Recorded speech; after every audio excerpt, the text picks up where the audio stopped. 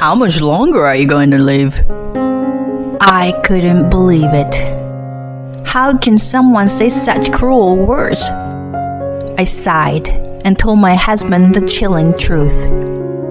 My name is Anna, a 57-year-old interior designer. I love my job and have been working at the same company for a long time. And I want to work hard every day until retirement. But there's always someone who undermines my motivation. That person is my husband, Fred. I met him when I joined this company. It was about 30 years ago, through an introduction from my then boss. He wanted to introduce his son and me to each other. In the past, refusing such invitations from superiors meant career difficulties. So reluctantly, I decided to meet him. At the time, I didn't have a boyfriend, and I was in my late 20s. My parents were worried about me, and even if I didn't plan to get married, I thought it would be fine to meet him. Fred was younger than me, and still had a charming atmosphere back then. Mostly, he seemed like a college student. But occasionally, he showed a mature side. And above all, he was handsome. We talked, and surprisingly, we got along well. We exchanged contact information and started meeting each other. Well, naturally, our relationship developed, and he earnestly escorted me. I was captivated by his sincere demeanor and a contrast with his mature aura. After about 2 years of dating, we decided to get married. When I reported to my then boss, my father-in-law, he was very happy for us. And it wasn't like I played favorite for the sake of my job, but we were naturally drawn to each other and ended up getting married. I was surprised myself. I think it was great to be able to get married in a happy state. Moreover, thanks to this marriage, I was able to be promoted to department manager. Considering the circumstances at that time, it was difficult for a woman in her 30s to be chosen as a department manager. So, of course, there was resistance from those around me. But I worked harder relentlessly because I couldn't betray their expectations. Thanks to that, little by little, the people around me started to recognize me. But there was one person who didn't like it the most, and that was my husband. Huh, you got promoted to department manager. Isn't there some mistake? That was my husband's initial reaction when I reported my promotion. No, there's no way it's a mistake. Your father recommended me, you know. Ah, so it's all thanks to my old man. Huh? Well, I mean, a woman can't become a department manager based on her abilities. Wait, isn't that really harsh? Nah. There is not a single female boss in the company I know. Because my father is in that kind of position, you were able to get promoted too, I guess. I was shocked when my husband suddenly said that. He was like an embodiment of male chauvinism. I wanted my husband to be on my side, no matter what happened. This was the first time I felt distrust towards my husband. But at that time, I still loved my husband. And he was still young, so I thought our values would change over time. However, my husband didn't change. He always pushes all the household chores onto me. I'm working too, and I have a higher position and salary. I didn't say anything like that to him. I knew that if I mentioned it, it would escalate into a terrible fight. Just after my promotion, my husband said to me, "Well, then you should just quit your job." He said it in an excessive manner. At the time, I couldn't help but get emotional at his words. Why would you say something like that? Can't I work hard in a job I love? When I tried to rebel against him like that, my husband's face turned red and he retorted, Shut up! "You're the wife, And I'm the husband. In this house, you listen to what I say. I thought you were a more open-minded person." What? If I weren't one, you'd be full-time housewife the moment we got married, you know. We would often have such loud fights. The reason we didn't divorce even after such fights was that the both of us still held on to some old-fashioned belief at the time. Divorce shouldn't be taken lightly. If you decide to get married, you should be committed to each other for life. That kind of thinking was ingrained in me, and I also felt sorry for my father-in-law. So, no matter how unfair it was, I never mentioned the word divorce. My husband was the same. Even though we fought, he never brought up the idea of divorce. Time flew by, and we had been married for over 30 years. Unfortunately, we were not blessed with children. No matter how hard we tried, we couldn't conceive. And in the end, we gave up on having children. Our parents looked disappointed, but they comforted us, saying that we had tried our best. I truly think we were fortunate to have such wonderful parents. Both my mother-in-law and father-in-law were kind people, and I was always grateful for their presence. Around 10 years after we got married, my father-in-law started his own company and paved his own way. I was amazed when I saw him like that. Now it has become quite a large company with a significant number of employees. It's truly impressive to have built such a big company in a single generation. And considering the age at which he started his business, I have nothing but respect for him. In my work, I aim to be like my father-in-law. By the way, when my husband heard that his own father was starting his own business, he said, Looks like my old man has lost his mind. There's no way he could succeed. He said it, making fun of him. When he succeeds, then he said, He just happened to get lucky, right? When his luck runs out, he'll go bankrupt. He said things like that. Every time he said those things, I felt really terrible. Why couldn't he just wholeheartedly support his father's efforts? I'm not sure if it was jealousy or something, but I really wanted him to stop making those remarks.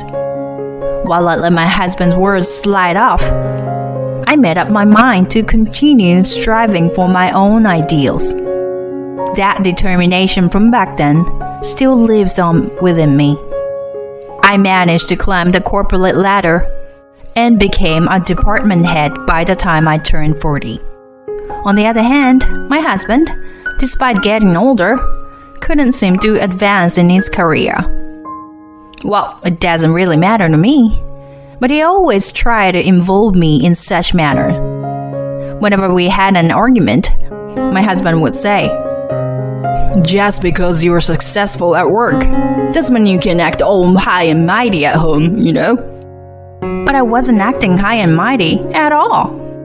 If anything, I thought my husband was the one acting that way.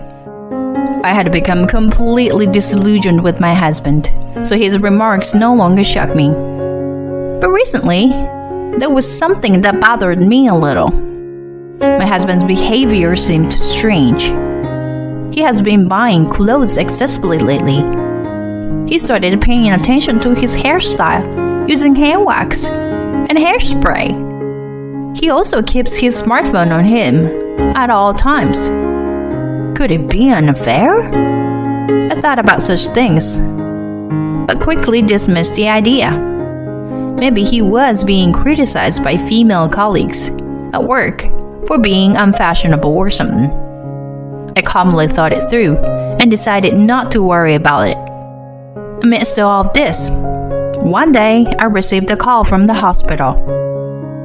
It was the hospital where my husband has his health checkup. Since my husband drank alcohol almost every day and often attended drinking parties.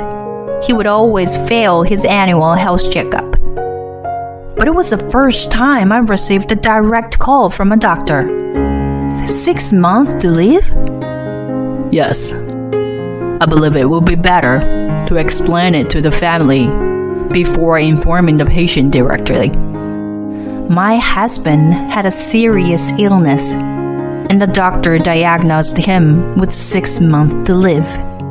Please inform your husband at a suitable time.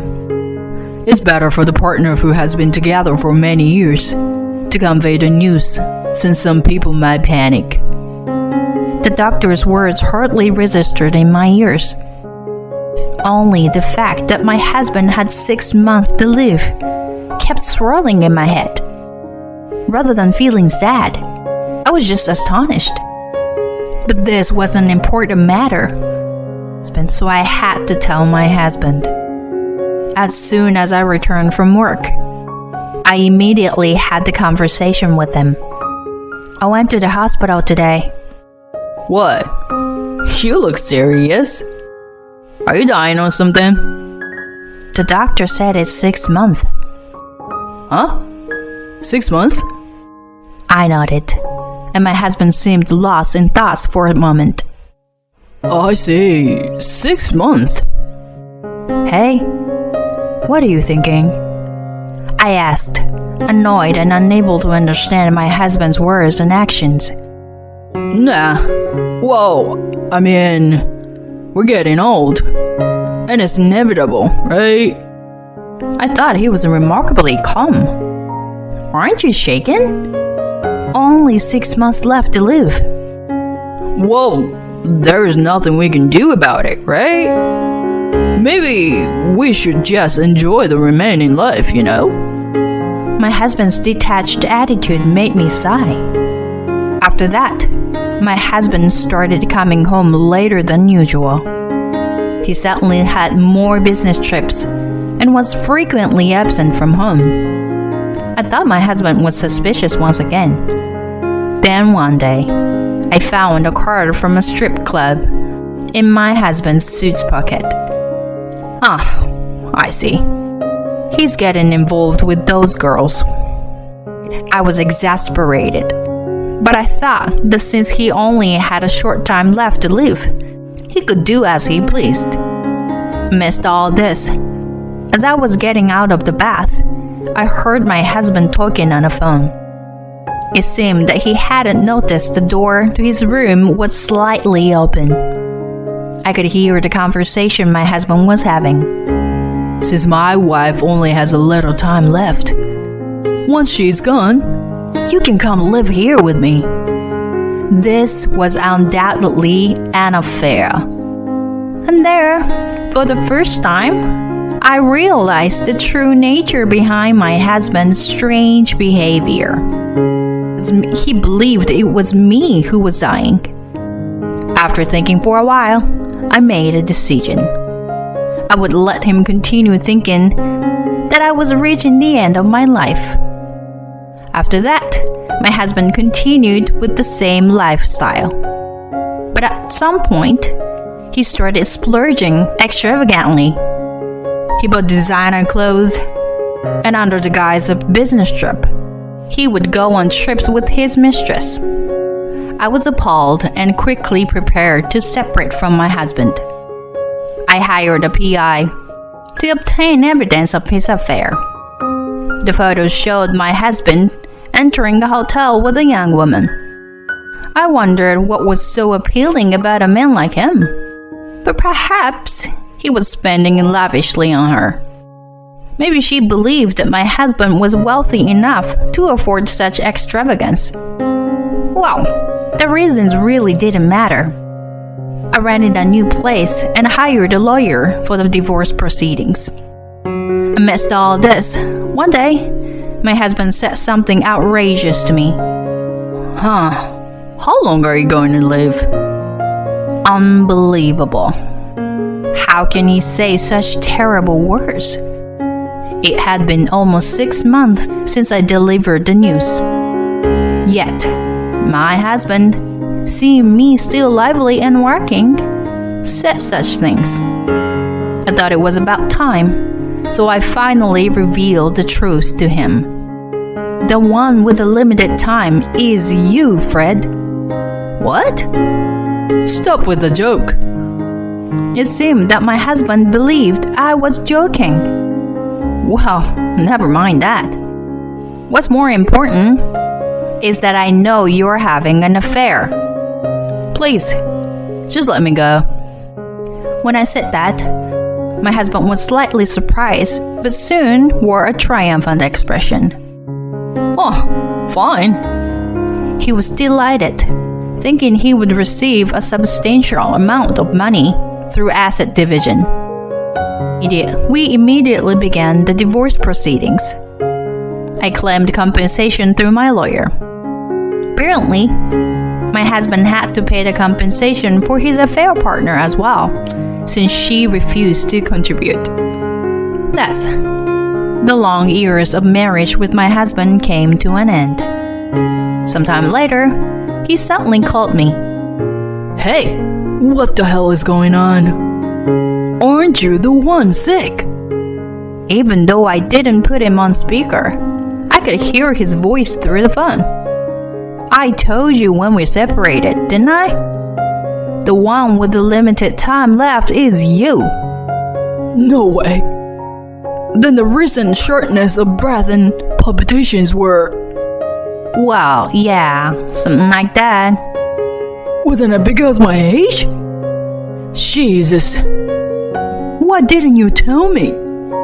I did, but you never listened to me. But it doesn't matter anymore. You and I are complete strangers now. Do your best with your treatment or whatever.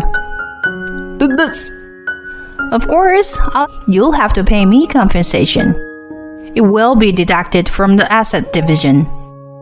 Are you abandoning me? Your spouse for many years? What are you saying now? It makes me sick. You betrayed me. I have no obligation to be kind to you. Goodbye. We'll never see each other or talk again. Anna, wait. My ex-husband called out to me, but I hung up without a word. And I blocked his phone number. My ex-in-laws had already passed away. Based on my ex-husband's condition, he had probably squandered all his inheritance. Since then, I made sure not to hear anything about what happened to him. I'm already living a life without him. Even if he were still alive, he would likely be living a considerably difficult life. Meanwhile, I'm working hard as I always have. Even on my own, I can lead a fulfilling life. I plan to continue working diligently until retirement and gradually think about a graceful old age.